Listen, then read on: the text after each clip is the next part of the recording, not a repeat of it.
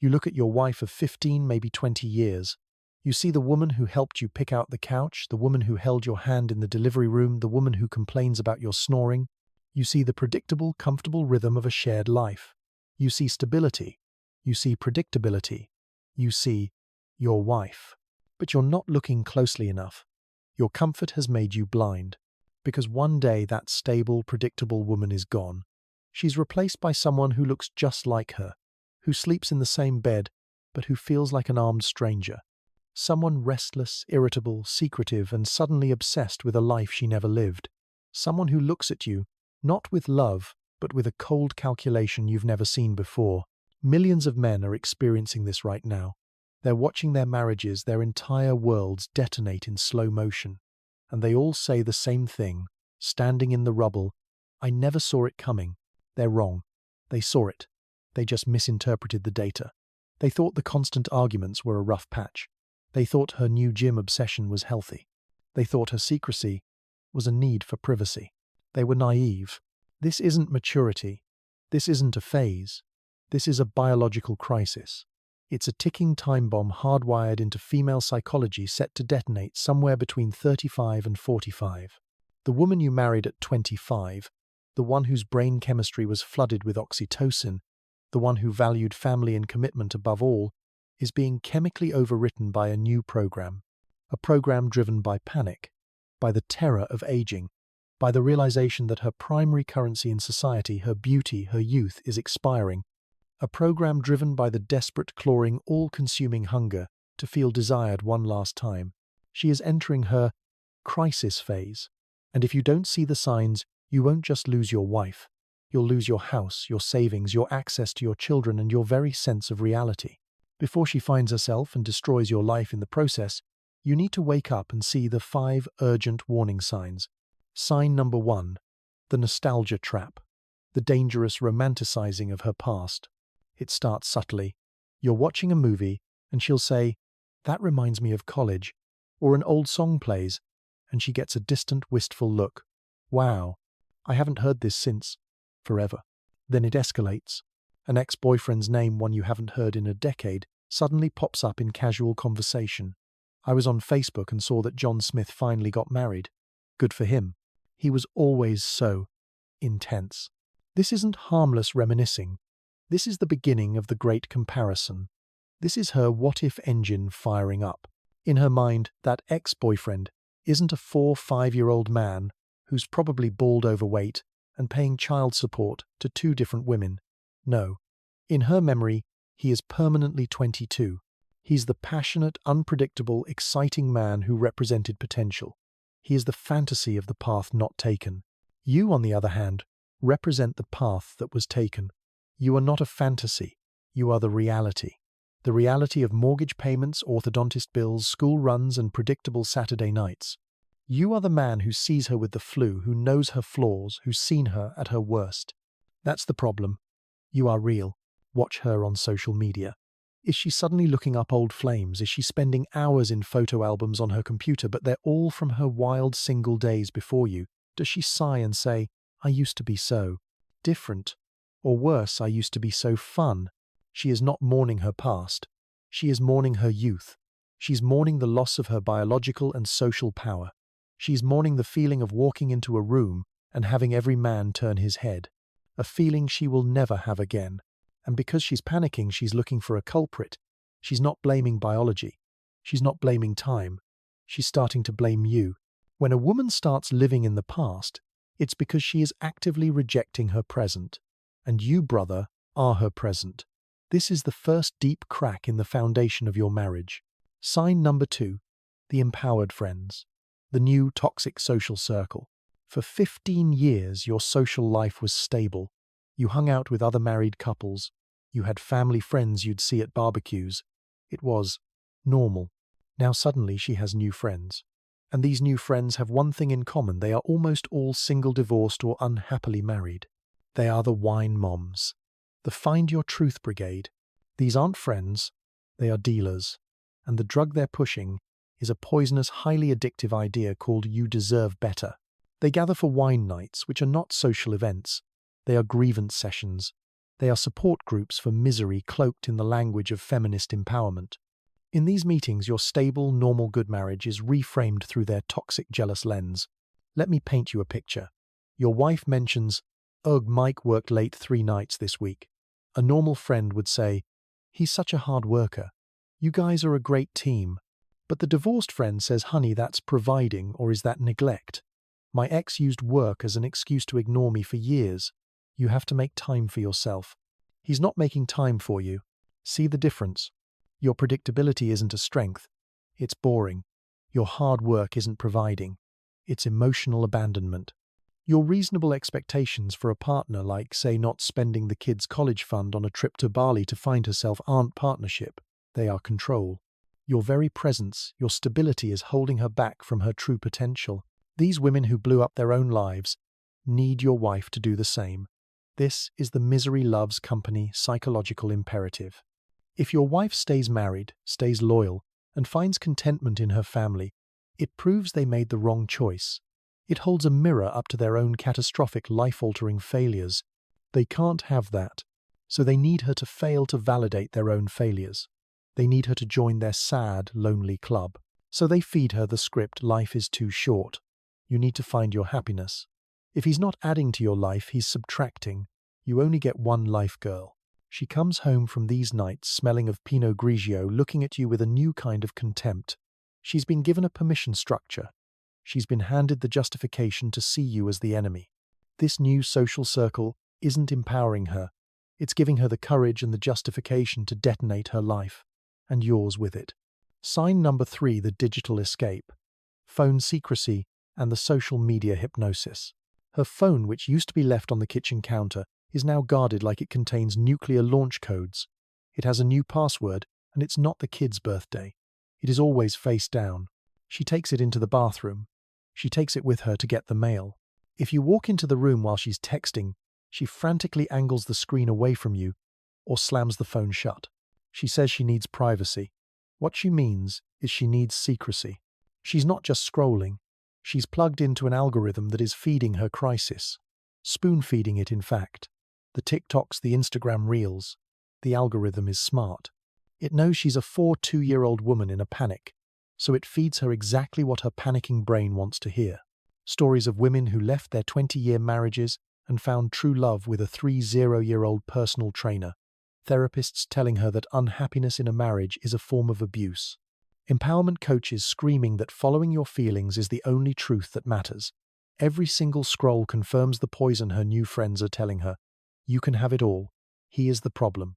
It's not too late to start over. And this is where the other guy is born. He's not a physical man. At first, he's an old flame who innocently slid into her DMs. "Hey, just saw your profile. You haven't aged a day." He's a co-worker who compliments her new dress. "Wow, Karen. You look amazing. Your husband is a lucky man. He's a guy at the gym who admires her dedication." This isn't about sex. Not yet. It's about validation. A compliment at 22 is background noise. At 42, it's a dopamine hit more powerful than any drug. It's proof that she's still got it. That one, like on her new profile picture from a stranger, is more valuable than a decade of your obligated devotion. Why? Because your attention doesn't count. You have to be there. You're locked in. But his attention is chosen. It's pure. It's proof she's still in the game. Her phone is the portal. It's her escape route. It's where she's testing the market. It's where she auditions your replacement. Sign number 4, the war on time. The desperate physical escalation. You think it's for you. You think it's for her health. She's just taking care of herself. You are catastrophically wrong. This isn't about feeling good. This is about looking young. It's a desperate, frantic, all-out war against time and invisibility. It's not self-care. It's self-preservation of the most panicked kind. The first wave is the gym, but it's not a healthy 3 days a week routine. It's an obsession.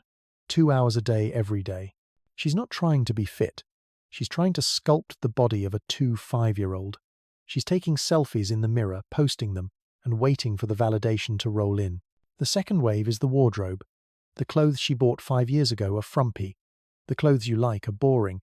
Suddenly she's dressing like her 20-year-old daughter. The hemlines get shorter. The necklines get lower. She's not dressing to look attractive to you. She's dressing to look available to everyone else. She's signaling to the market. The final and most desperate wave is the procedures. The Botox, the fillers, the consultations for a mini lift or tummy tuck. Things she swore she would never do. She's not trying to age gracefully. She's raging against aging entirely. This isn't for you. You love her. You see the woman, not the wrinkles. This isn't even for her. This is for the strangers. This is to prove to the world and to herself that she's not invisible, that she's not expired, that she could still compete in the open marketplace if she chose to. This frantic physical transformation is the armor she's building for her new life. A life that increasingly does not include you. Sign number 5, the emotional checkout. Aggression or eerie calm. This is the final stage. The crisis is reaching its detonation point, and it manifests in one of two terrifying ways. The first is constant, unrelenting aggression. She's picking fights over everything. The way you breathe, the way you chew, the dishes you left in the sink. The one time 6 years ago you were rude to her mother. These aren't real arguments. This is her legal department building a case against you. She needs you to be the villain. She needs to create a narrative of misery. Because if she's miserable, if you are the source of her unhappiness, then leaving isn't a selfish, catastrophic betrayal of her vows and her family. No, it's a brave, heroic escape. She is retroactively rewriting your entire marriage. The 15 good years are erased. All that's left is a long, grey, revised history of her sacrificing and enduring, and you failing and controlling. She'll accuse you of things you never did. Financial abuse, emotional neglect, terms she learned from her new TikTok therapist. The second and far more dangerous sign is eerie, unnatural calm. The fighting stops. Just stops. She's suddenly pleasant, agreeable, almost nice. She asks how your day was, and she seems to listen. She doesn't complain when you're late. This is not a sign of improvement. This is a sign it's over. This is guilt management. She's being nice because she's already made the decision. The war is over, she won, and you're just finding out. She's being nice because she's already talking to a lawyer. She's already lined up the new apartment or the new man. The pleasantness is her putting you at ease like a farmer calming the turkey before Thanksgiving. She's managing her guilt while she finalizes her exit strategy. Then one day you'll come home and find her sitting at the kitchen table, and you'll hear the script, the words that have ended millions of marriages. I need space. I need to find myself. I love you, but I'm not in love with you. When you hear those words, understand they are not an opening for discussion. They are a press release. They are the final chapter summary of a book she finished writing months ago. So what do? How do you protect yourself? Right now, your instinct is to fix it, to be a better husband, to plan date nights, to buy flowers, to beg, to reason, to ask what's wrong, we can work on this. You must fight this instinct. You must kill the nice guy inside you. You are not dealing with a rational partner. You are dealing with a person in a state of psychological panic, a person who has already in her mind cast you as the villain. Trying to win her back is like trying to reason with a hurricane. Your nice guy routine will be met with contempt. She doesn't want you to be nice. She needs you to be the bad guy to justify her actions. Your attempts at romance will feel like a trap. Your love is not the solution. In her rewired brain, it is the problem. So, here is what you do. Not tomorrow, today. First, emotionally detach. Now, this is the hardest part. You have to stop seeing her as your wife, your partner, the mother of your children. Start seeing her as a hostile business partner you are about to enter a brutal winner, take all negotiation with. Your feelings do not matter. Your sentimentality will be used as a weapon against you. Be polite, be civil, but be cold, be a ghost. This is called the grey rock method. You give her no emotional fuel, no anger, no sadness, no begging, nothing. You become the most boring, uninteresting person in the world. She's looking for a fight to justify leaving. Don't give it to her. Second, see a lawyer. Today, quietly. Do not tell her. Do not threaten her with it. Do not leave the lawyer's business card on the table. This is a covert operation. Go. Pay cash for the consultation. Understand your rights. Understand your financial exposure. Ask specific questions. What happens to the house? How is custody typically determined in this state? What should I do right now to protect my assets, my income, and most importantly, my access to my children? This is not about being aggressive. This is about not being a fool. This is defense. Third, document everything. Buy a cheap notebook. Keep it at your office or in your car, not in the house. Write down everything. Every unhinged text message, screenshot it. Email it to a new secret email address. Every night, she doesn't come home. Every time she screams at you and calls you a monster. Keep a private journal with dates, times, and specific quotes. This isn't petty. This is evidence. Because when this goes to court, and it will, she will paint you as an abusive, neglectful, controlling monster. It's the standard playbook. Your documentation will be the only thing that separates truth from her fiction. Fourth, and this is critical, do not, under any circumstances, go to marriage counseling. I repeat, do not go. You think you're going to a neutral party to fix the relationship. You are wrong. You are walking into an ambush. The modern therapist is trained to validate feelings over facts and commitments. The session will go like this. She will list her feelings of being unhappy, unfulfilled, and unheard. The therapist, 9 times out of 10, will turn to you and ask, how do you intend to fix her feelings? The entire frame is that you are the problem. She will use the therapist's validation, see doctor. Smith agrees with me as the ultimate expert, green light to blow up the family. You will leave the session with a to-do list, and she will leave with a justification. It is a trap. And finally, get your house in order. Start exercising. Focus on your work. Reconnect with your friends, the stable, married, successful ones, not the barfly losers. Become the man you were before you became just her husband. Become a rock. Become bulletproof. Not for her. You're not trying to win her back. You're doing it for your children. You're doing it for yourself. You are preparing for the war to come. Because here is the brutal final truth. This was never about you. It wasn't your failure as a husband. You could have been the perfect man, and this biological bomb still would have gone off. She isn't running to something better. She is running from something inevitable. Aging, irrelevance, mortality. In her panicked mind, you represent all of it. Your shared history, your children, your stable, comfortable life. It's all a mirror, reminding her that her youth is gone. And, in a desperate final act of self-destruction, she has decided to break that mirror. And that mirror is you. She is in a war against time, and you are just the collateral damage. Do not be the man who stands in the rubble wondering what happened. See the signs, stop the fantasy, and protect yourself.